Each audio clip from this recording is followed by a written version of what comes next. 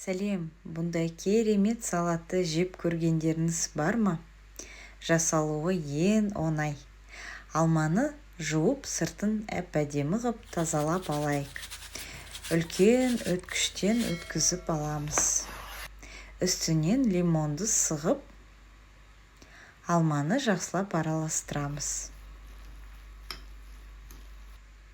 Бізге керегі 3 піскен жұмыртқа. Сыртын осылай әп-әдемі ғып тазалап қояйық. Қазір салатымызды біріктіретін боламыз.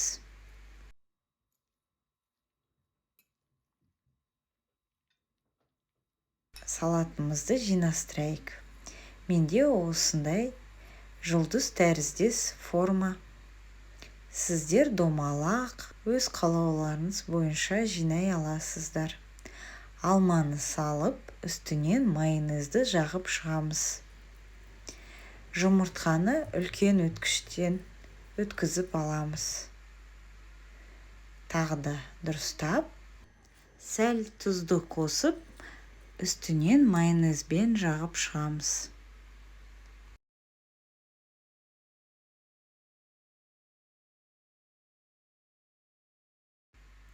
Өз сүйікті сырымызды алып, майда өткіштен өткіземіз. Соны тегістеп, әдемі ғып қояйық. Каналымызға тіркелмеген болсаңыз, міндетті түрде тіркеліп, лайк басып, комментария жазып отырыңыздар. Осымен салатымыз дайын болды. Өте нәзік. Бұндай салат нәзік жандарға ұнайтынына сөзсіз. Қазақ тіліндегі арнамызды қолдауларыңызды сұрайым. YouTube каналда дамытайық бірге.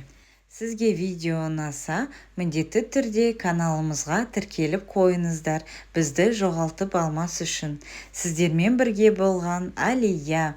Дәстүрлі дастарханмен дастарханыңызды жайнатып жүріңіз. Келесі видеода аман саулықпен кездескенше.